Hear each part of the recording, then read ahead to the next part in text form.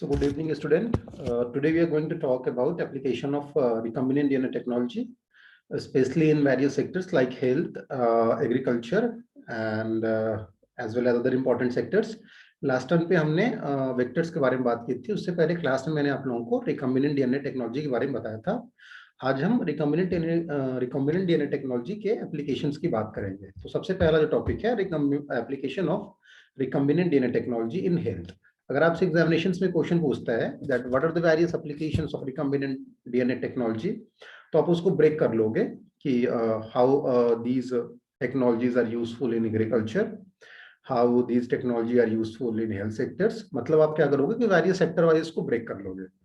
ठीक है, तो सबसे पहले हम हेल्थ के कंटेक्स्ट में बात कर रहे हैं. तो पहला जो एप्लीकेशन है वो है production of vaccine using recombinant DNA technology. So देखो, immunity is of two type, acquired और इनेट. इनेट इम्यूनिटी वो इम्यूनिटी होती है जो हमें बाय बर्थ मिलती है. अक्वायर्ड इम्यूनिटी यानी जिसको हम किसी भी वैक्सीन के थ्रू या फिर एटेन्यूएटेड स्ट्रक्चर्स के थ्रू हम अटेंड करते हैं. जैसे देखो अभी काफी न्यूज में है ना COVID vaccine. So COVID vaccine के थ्रू हमें जो इम्यूनिटी मिलेगी that will be acquired, means that is not naturally provided by our body. हम क्या कर रहे हैं, उसको वैक्सीन के थ्रू अक्वायर्ड कर रहे हैं. तो कई सारे वैक्सीन हैं जैसे हेपेटाइटिस बी, इन्फ्लुएंजा, और इन सब की वैक्सीन अभी आप देखो रिकम्बिनेंट डीएनए टेक्नोलॉजी के थ्रू बनाते हैं. देखो ये प्रोसेस है आपका पूरा.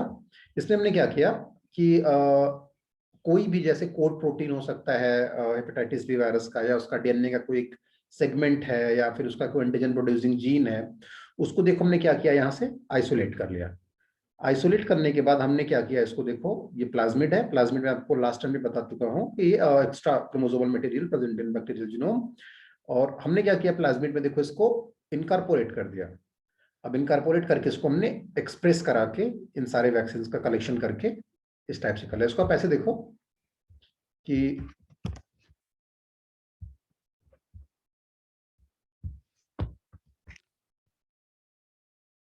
सपोज करो ये उसका एंटीजन था. अब ये प्रोड्यूस करता है कोई प्रोटीन. अगर हमारी बॉडी में ये प्रोटीन्स आ जाएं जो कि हार्मफुल नहीं है, सपोज ये उसका कोट प्रोटीन होगा, जो हेपेटाइटिस वायरस का जो कोट होता है, कोट यानी कवरिंग जो है, उसको कोट वो जो पर्टिकुलर जीन कोट कर रहा है. तो अगर देखो जनरली क्या होता है कि जो वायरस या बैक्टीरिया उसका जीनोम जो हमारे अंदर जाता है, उसका जो जेनेटिक मटेरियल जाता है, तब ना हार्मफुल होता है. तो हम क्या करते हैं कि कोडिंग जो रीजन है उसको हमने इनकॉर्पोरेट कर लिया. अब इनकॉर्पोरेट जो हम इसको कर लेंगे इस तरीके से, आप देखो कि इसको हमने इनकॉर्पोरेट कर लिया. ये सब वो जो रेड में इंडिकेट कर रहा है, ये जीन है रिस्पॉन्सिबल कोड प्रोटीन के कोड करने के लिए. तो जब ये एक्सप्रेस होगा तो ये प्रोटीन्स बनेंगे, और ये प्रोटीन्स जैसे ही हमारी बॉडी में जाएंगे उस पर्टिकुलर वायरस के अगेंस्ट ये एंटीजन है, एंटीबॉडीज हमारी बॉडी में बन जाएगा. तो रिकम्बिनेंट टेक्नोलॉजी में क्या करते हैं कि वैक्सीन को फिर हम लास्ट में जो भी एंटी बॉडीज हैं उनको ऐसे स्टोर कर लेते हैं. ठीक है, और फिर डायरेक्टली हम ड्रग्स के फॉर्म में इसको देते हैं. तो पहला एप्लीकेशन तुम्हारा हो गया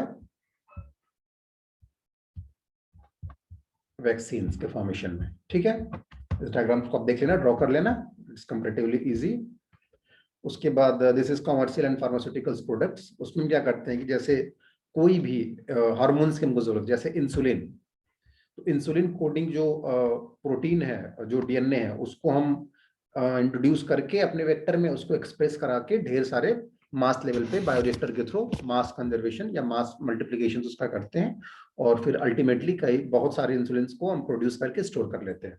तो इंसुलिन जैसा कि आप जानते हो, this enzyme is responsible for the conversion of glucose into glycogen. इसकी कमी होती है तो डायबिटीज हो जाता है. ठीक है, सो पहला एप्लीकेशन आपका हो गया वैक्सीन के प्रोडक्शन में. दूसरा कमर्शियल लेवल पे जो भी सेकेंडरी मेटाबोलाइट्स हैं, फार्मास्यूटिकल इंपॉर्टेंट सेकेंडरी मेटाबोलाइट्स हैं, जैसे कि इंसुलिन या और कोई हार्मोन से क्यों ना हो, उनको कमर्शियल लेवल प्रोड्यूस करने के लिए भी हम रिकम्बिनेंट डीएनए टेक्नोलॉजी का यूज करते हैं. ठीक है, देखो फिर ये उसी चीज का है, कैसे इंसुलिन का फॉर्मेशन होता है इसको आप देख लो. यहाँ पे सेम ह्यूमन पैनक्रियास के अंदर, क्योंकि जो इंसुलिन कोटिंग प्रोटीन होती है, जो इंसुलिन का फॉर्मेशन होता है वो हमारे पैनक्रियास में होता है. तो हमने जो इंसुलिन प्रोड्यूसिंग जीन है, इसको देखो ये रेड वाला पार्ट, इसको हमने क्या किया, रिकम्बिनेंट डीएनए टेक्नोलॉजी के थ्रू वेक्टर में इंट्रोड्यूस करके इसको एक्सप्रेस करा के और मास मल्टीप्लीकेशन करा के इसको स्टोर कर लिया। ठीक है, तो ये इंसुलिन का ही हो गया।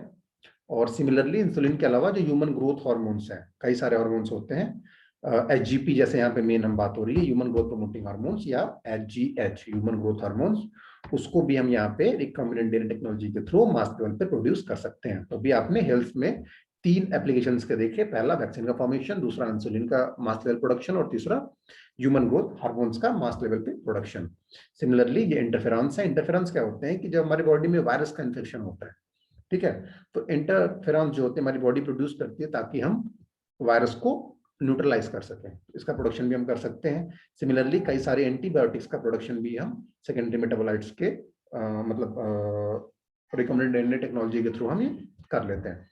ठीक है, अब यहाँ पे देखो, पहला जो एंटीबायोटिक्स है पेनिसिलिन, अलेक्जेंडर फ्लेमिंग ने इसको 1928 में डिस्कवर किया था बेसिकली। और किसने डिस्कवर किया था? एक फंजाई था पेनिसिलियम नोटेटम, दूसरी स्पीसीज है पेनिसिलियम ग्रीसियोफुल्वम, इन दोनों से ये पेनिसिलिन निकलता है। और सिमिलरली हम एमएबी मोनोक्लोनल एंटीबॉडीज का भी प्रोडक्शन रिकॉम्बिनेंट डीएनए टेक्नोलॉजी के थ्रू कर लेते हैं। इसमें देखो क्या है कि हाइब्रिडोमा टेक्नोलॉजी, अगर तुम हाइब्रिडोमा को देखो तो इसका मतलब होता है हाइब्रिडेड माइलोमा। ठीक है, हम हाइब्रिडेड माइलोमा टेक्नोलॉजी को यूज करके मोनोक्लोनल एंटीबॉडीज का भी प्रोडक्शन कर लेते हैं। देखो यहाँ पे हमने क्या किया कि हमने रैट से इम्यून सेल आइसोलेट किया और उसको हमने क्या किया कि जो माइलोमा सेल्स है, ट्यूमर सेल्स है, उनसे फ्यूज कराया और उसके बाद उसकी स्क्रीनिंग की और अल्टीमेटली यहाँ पे क्या फॉर्मेशन हो गया? Antibodies producing monoclonal antibodies. ठीक है, ये डायग्राम आप याद कर लेना, समझ लेना। क्लियर है?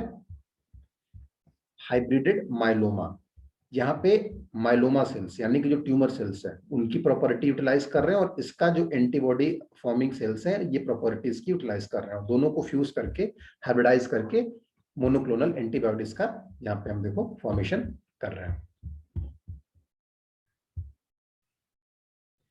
देखो अभी तक हम क्या देख रहे थे कि रिकॉम्बिनेंट डीएनए टेक्नोलॉजी का एप्लीकेशन हेल्थ सेक्टर में देख रहे थे। तो उसमें हमने देखा वैक्सीन का फॉर्मेशन, इंसुलिन का formation, home human growth promoting hormones का फॉर्मेशन, एंटीबायोटिक्स का फॉर्मेशन, मोनोक्लोनल एंटीबायोटिक्स का फॉर्मेशन, ये डिजीज के ट्रीटमेंट के लिए यूज करते हैं। अभी हम देखो कि रिकॉम्बिनेंट डीएनए टेक्नोलॉजी से हम डिजीज की डायग्नोसिस भी कर सकते हैं। तो अभी इस स्टेज पे आप सिर्फ इतना याद रखो कि recombinant DNA technology can also be used for the diagnosis of disease. यहाँ पे देखो वेरियस ये हैं। और रिकॉम्बिनेंट डीएनए टेक्नोलॉजी का एप्लीकेशन है डीएनए फिंगरप्रिंटिंग। डीएनए फिंगरप्रिंटिंग इसकी जो डिस्कवरी थी ये एलेक्स जेफरी ने की थी। इस पे हम एक सेपरेट लेक्चर आपका प्रिपेयर करेंगे डीएनए फिंगरप्रिंटिंग पे, आप वहां से देख लेना। बाकी क्या होता है, इसका मैकेनिज्म क्या है, इसको किस लिए यूटिलाइज करते हैं, ये हर जगह आपको नॉर्मली आप गूगल पे आपके अवेलेबल है। इसका एप्लीकेशंस क्या है? फॉर पैटर्नल डिस्प्यूट्स को रिजॉल्व करने के लिए, जैसे यहाँ पे चाइल्ड पेरेंटल एस्टेब्लिशमेंट, मूवीज में आप देखते होगे कि चाइल्ड किसका है जब ये डिस्प्यूट्स होता है कि दिस इज ये उस पेरेंट्स का है, इस पेरेंट्स का है, तो वहां पे हम डीएनए फिंगरप्रिंटिंग टेक्नोलॉजी को यूज करके पैटर्नल डिस्प्यूट को रिजॉल्व करते हैं। और सिमिलरली क्रिमिनल्स केसेस में कि जैसे आप देखते होगे वेब सीरीज में या मूवीज में कि जाके वो हेयर कलेक्ट करते हैं जहाँ पे क्राइम सीन्स होता है, तो क्राइम सीन पे क्या करते हैं, वो जाके हेयर देखते हैं और फिर उससे डीएनए आइसोलेट करते हैं और जिसपे हमको शक होता है उसके डीएनए से मैच करते हैं। अगर ये मैच कर जाता है तो हम कहते हैं यस पर्टिकुलर व्यक्ति का ही यहाँ पे ये रेमिनेंट बचा हुआ था। ठीक, ये मैकेनिज्म है इसका। जीन थेरेपी में भी हम रिकॉम्बिनेंट डीएनए टेक्नोलॉजी का एप्लीकेशन का को हम यूज करते हैं। जीन थेरेपी में समझो क्या होता है, सपोज आपको ऐसे इमेजिन करो कि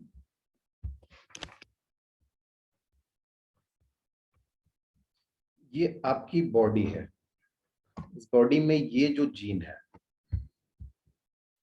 ये जीन, ये सपोज कोड करता है एक्स प्रोटीन और एक्स प्रोटीन रिस्पॉन्सिबल है वो ए डिजीज को नहीं होने देता है। ठीक है, एक डिजीज है ए, वो कब होगा? जब ये एक्स प्रोटीन नहीं होगा। अब नॉर्मल केसेस में क्या है कि ये बॉडी देखो एक्स को कोड कर रहा है तो एक्स ए को डिजीज नहीं होने दे रहा, ए डिजीज नहीं होने दे रहा। किसी वजह से समझो क्या हुआ कि ये जो रीजन है ये डिस्ट्रॉय हो गया। अब ये एक्स नहीं बनेगा, जब एक्स नहीं बनेगा तो उस आदमी के अंदर ए डिजीज हो जाएगा। तो हम जीन थेरेपी में क्या करते हैं कि जैसे ये जो जीन गड़बड़ हो गया है ना, इसी को हम फिर से सही कर देते हैं। हम डायरेक्टली जीन लेवल पे काम कर रहे हैं। यहाँ पे देखो, ये जीन डिसफंक्शनल हो गया, इसको हम फंक्शनल कर दिए, यानी जीन के थ्रू थेरेपी। ये जीन गड़बड़ हो गया था और एक्स प्रोटीन का फॉर्मेशन नहीं हो रहा था, एक्स के प्रोटीन फॉर्मेशन ना होने से उस आदमी के अंदर ए डिजीज हो जा रही थी। तो उसको ए डिजीज ना हो उसके लिए एक्स प्रोटीन का फॉर्मेशन हो, उसके लिए जरूरी है कि ये सपोज करो प्रोटीन जेड है, सॉरी ये जीन जेड है, उसको सही होना जरूरी है। तो जीन थेरेपी में हम क्या करते हैं कि जीन को यूज करते हैं किसी भी डिजीज के ट्रीटमेंट के लिए। ठीक है,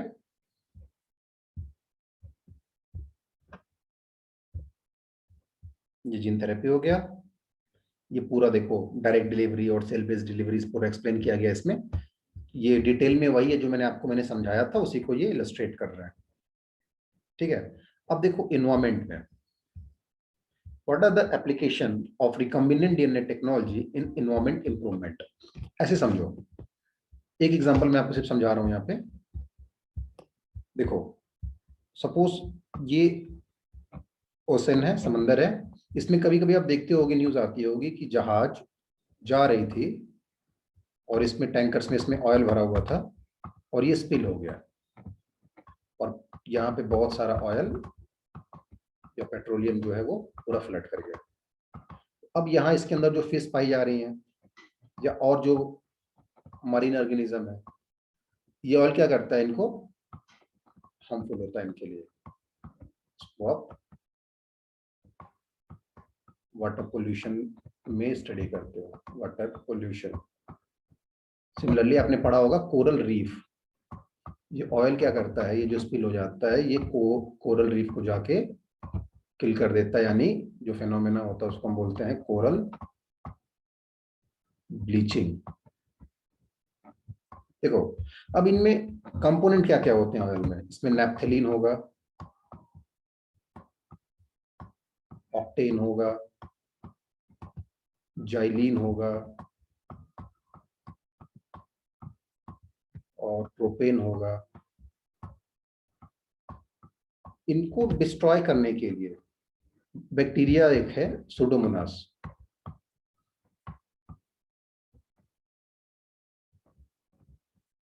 सुडोमोनास। इसके अंदर क्या होता है ना कि इसके क्रोमोसोम में इसके जो प्लाज्मिड होता है इसमें स्पेसिफिक जीन्स पाए जाते हैं। सपोज ये XYL जीन है, जाइलिन डिग्रेडिंग जीन। ठीक है, ये क्या करता है, आके जाइलिन को डिग्रेड कर देगा। ऐसे ही दूसरा बैक्टीरिया उसमें सपोज नेप्थेलिन डिग्रेडिंग जीन है, वो आके नेप्थेलिन को डिग्रेड कर देगा। किसी के अंदर ऑक्टेन को डिग्रेड करने वाला जीन है, वो आके ऑक्टेन को डिग्रेड कर देगा। यानी कि हमको इन सबको डिग्रेड हो इसके लिए हमें मल्टीपल स्ट्रेन की जरूरत थी बैक्टीरिया के। तो एक साइंटिस्ट थे अरविंद चक्रवर्ती, उन्होंने क्या किया कि इन सारे ऑयल ईटिंग जो जीन है इनको एक ही प्लास्टिड में क्या किया, इनकारपोरेट कर दिया और उसको एक बैक्टीरिया सुडोमोनास पुटीडा उसके अंदर डाल दिया। सुडोमोनास पुटीडा, इसको हम बोलते हैं ऑयल ईटिंग बैक्टीरिया। अब क्या करेगा कि ये अकेले ही जाके पूरे ऑयल को डिग्रेड कर देगा। ठीक है, तो ये एप्लीकेशन है इन्वायरमेंट के सेक्टर में रिकॉम्बिनेंट डीएनए टेक्नोलॉजी का। ज्यादा आपको मैकेनिज्म समझ में ना आए तो इन्वायरमेंट लिख के हेडिंग में लिख देना कि oil eating bacteria are produced using recombinant DNA technology. इसके बाद मैं इसको स्किप कर दे रहा हूँ क्योंकि इन्वायरमेंट में एक एप्लीकेशन आपके लिए बहुत है। ठीक है, बेसिकली आप देखो थीम यही है कि हार्मफुल केमिकल्स के डिग्रेडेशन में हम रिकॉम्बिनेंट डीएनए टेक्नोलॉजी का यूज करते हैं। अब देखो एग्रीकल्चर सेक्टर में,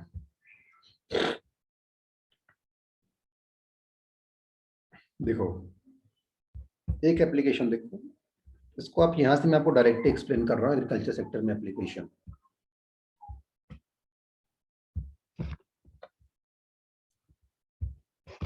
देखो पहला एप्लीकेशन, टू इनहेंस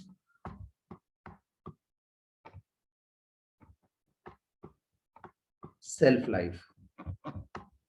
ऐसे देखो, आप क्या करते हो, अपने घर में देखते होगे कि टमाटर रखते हैं हम, और टमाटर 2-3 दिन में इसका जो कवर है ये डिसॉल्व हो जाता है और टमाटर सड़ जाता है। अब ये सड़ने के लिए जो एंजाइम रिस्पॉन्सिबल है वो है पॉली गैलेक्टो यूरोनेज। एंजाइम है पॉली गैलेक्टो यूरानेज, POLYGALACTO, पॉली गैलेक्टो URONASE। अब देखो क्या होता है कि इसको कोड करने के लिए, अब जैसे पॉलीगैलेक्टो यूरानोज एक एंजाइम है, तो इसको कोड करने के लिए एक एंजाइम होगा, यहाँ एक जीन होगा। हम क्या करते हैं कि antisense RNA technology, antisense RNA technology, suppose करो ये पॉलीगैलेक्टो यूरानेज इस पर्टिकुलर mRNA से फॉर्म हुआ। हम क्या करते हैं कि इसके एंटीसेंस, मतलब सपोज करो ये ए ए ए ए इस आरएनए का सीक्वेंस है, तो हमने क्या किया कि एक यू यू यू यू इसका जो एंटीसेंस है ये हमने इंट्रोड्यूस कर दिया। अब क्या करेगा, ये तुरंत जाके पेयरिंग कर लेगा इससे। और ये खास बात होती है कि जैसे आरएनए डबल स्ट्रैंड बनता है, पेयरिंग होती है उसकी, ऐसे ये तुरंत डिग्रेड कर दिया जाता है, कट कर दिया जाता है। जब ये कट कर जाएगा तो ये पॉलीगैलेक्टोयूरानेज नहीं बनेगा। जब पॉलीगैलेक्टोयूरानेज नहीं बनेगा तो इसकी जो वॉल है टमाटर की, सपोज वो डिग्रेड भी नहीं करेगी। तो अब ये हफ्ते भर, 10 दिन, 15 दिन अपना ऐसे ही पड़ा रहेगा। इस टोमेटो को हम बोलते हैं फ्लेवर, FLAVR, फ्लेवर सार टोमेटो। तो पहला स्कोप क्या, पहला एप्लीकेशन क्या है एग्रीकल्चर में, to enhance the shelf life. Example क्या है, फ्लावर सावर टोमेटो। इसमें हम क्या करते हैं, एंटीसेंस आरएनए टेक्नोलॉजी यूज करके जो पॉलीगैलेक्टोयूरानोज एंजाइम का फॉर्मेशन होता है वो नहीं होने देते हैं। दूसरा इसका एप्लीकेशन देखो, गोल्डन राइस।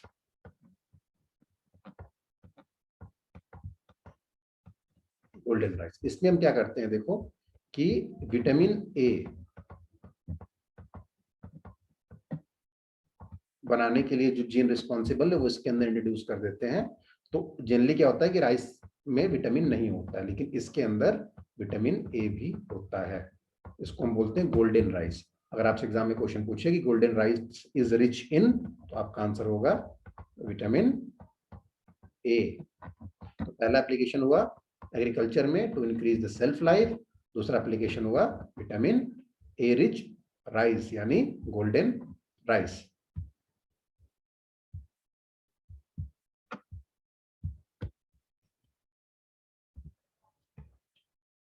अब देखो, दो एप्लीकेशन मैंने आपको बताया। तीसरा एप्लीकेशन यील्ड इनहांसमेंट, यानी कि रिकम्बिनेंट टेक्नोलॉजी से हम क्या करते हैं, यील्ड का इनहांसमेंट करते हैं। जैसे देखो, पहले क्या था कि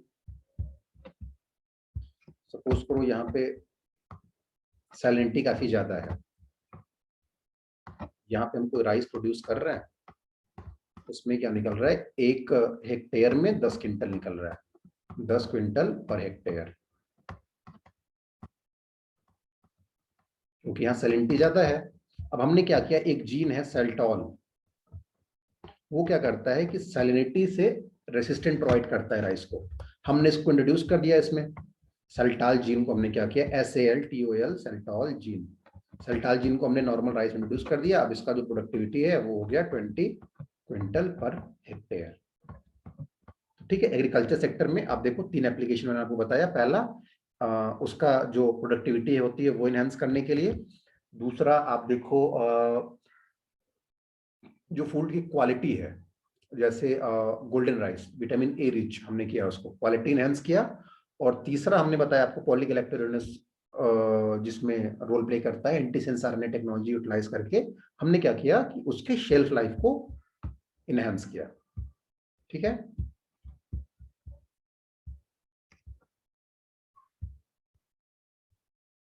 देखो स्ट्रेस टॉलरेंट, जैसे मैंने आपको बताया कि salinity is a type of stress, तो अब वो सैलिनिटी को टॉलरेट कर पाएगा वो प्लांट। हर्बिसाइड रेजिस्टेंट प्लांट, इसमें क्या होता है कि बेसिकली आप देखो ईपीएसपी सिंथेस एंजाइम में काम होता है। ये एंजाइम जो है वो shikimic acid pathway, shikimic acid is amino acid, उस पाथवे में यूटिलाइज होता है। ठीक है, तो एप्लीकेशन आप देखो बहुत ऐसे आपको एप्लीकेशन इतने ज्यादा मिलेंगे कि आप समझ नहीं पाओगे। तो अभी के लिए समझो कि एग्रीकल्चर सेक्टर में पहला डिजीज रेजिस्टेंट, हर्बिसाइड रेजिस्टेंट, और उसके बाद उसका सैलिनिटी रेसिस्टेंट या स्ट्रेस टॉलरेंट प्लांट, और उसके बाद उसका जो क्वालिटी है जैसे गोल्डन राइस, विटामिन ए, तो क्वालिटी इनहेंस कर रहे हैं। And last but not the least, Flavr Savr tomato antisense RNA technology को यूटिलाइज करते हैं। Insect resistant, disease resistant, biopharmaceuticals, edible vaccine. ठीक है, अब ये इंडस्ट्रीज में भी बात की गई है, बट आपके लिए उतना उस कंटेक्स्ट में नहीं है, इसको एक बार आप देख लेना। बट आपके काम का जो था वो था application of recombinant DNA technology in agriculture, in health and in environment। ये आप इसको पॉइंट वाइज पॉइंट नोट कर लेना। ये आपसे लॉन्ग जो आंसर्स होते हैं उसमें क्वेश्चंस पूछते हैं, तो 3 या 4 पेज का आप एक नोट्स प्रॉपर बना लेना उसका, जिसमें 3-4 एप्लीकेशंस रहेंगे एग्रीकल्चर सेक्टर के, 3-4 एप्लीकेशंस रहेंगे आपके हेल्थ सेक्टर के, और 2-3 एप्लीकेशंस आपके रहेंगे इन्वायरमेंट सेक्टर्स के। और बाकी कोई डाउट हो तो आप लोग मुझे व्हाट्सएप कर देना। चलो, थैंक यू।